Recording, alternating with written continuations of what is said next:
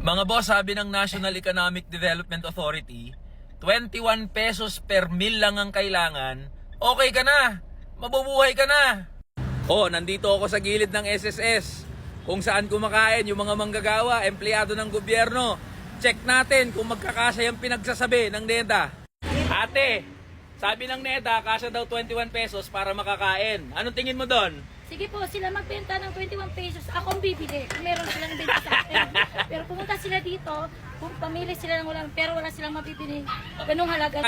Magkano ba yung tinitinda nyo na ulam dito? May 21 pesos ba? Wala. Wala po, sir. Saan makakapag na yung 20 Sabi pesos? niya, sabi mo 64 60. sa isang buong araw. Isang araw Naku, po. walang di magkakasya yun. Sige sir, bibigyan ko siya ng 64 pesos. Pagkasya niya sa isang araw Pagkasya yun. niya sa isang araw. Sige po, ang itlog, 15. Mm. Ang kanin, may 20, may 15.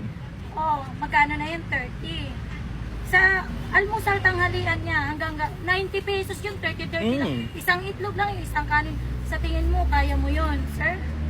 Narinig mo yon? Secretary Arsenio Balisacan. Mismong mga nagtitinda na sa karenderya nagsasabi, hindi kasya yung pinagsasabi mo. Kundi ba naman kasi kayo pare-parehas na gago dyan sa NEDA at saka Department of Finance? Puro kayo economic assumptions. Hindi nyo alam yung pinagsasabi nyo. Hindi lapat sa realidad sa tunay na buhay ng mga manggagawa at ordinaryong Pilipino. Kaya kung makapagsabi kayo na kapag may more than 21 pesos ka o more than 64 pesos a day sa isang buong araw, di ka na mahirap, tangina mo Arsenio Balisacan. Alam nyo ba mga boss na sabi sa isang pag-aaral ng Ateneo School of Governance, 693 pesos ang kailangan para mabili lahat ng rekado o ingredients para sa healthy na pagkaing Pinoy sa isang buong araw. Alam mo ba magkano ang isang kilo ng bigas, Arsenio Balisacan? Alam mo magkano ang itlog, mantika, gatas, asukal, kape?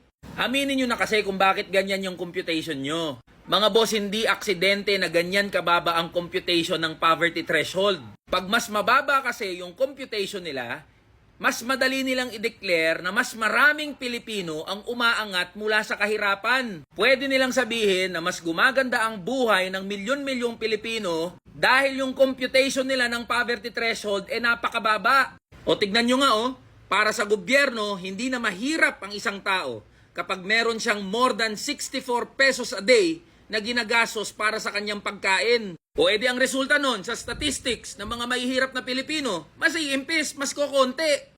Yan ang problema sa mga ekonomista natin dito sa bansang to. Ginagamit yung katalinuhan para ululin yung mga manggagawa at mga ordinaryong mamamayan. Palibasa kasi ang lalaki ng sahod nyo Palibasa di nyo alam paano maging minimum wage earner. Palibasa ang sasarap ng buhay nyo dyan sa mga de-aircon yung opisina at bahay. Kaya kung ano-ano na lang yung mga pinagsasabi nyo. Hoy Arsenio Balisacan tsaka mga taga-Department of Finance. Hinahamon ko kayo, hinahamon namin kayo. Ibaba nyo yung mga sahod nyo sa minimum wage. Provincial rate pa. Tapos pagkasahin nyo 21 pesos per meal 64 pesos a day. Tangina, tignan ko kung di kayo matawa sa sarili nyong kagaguhan.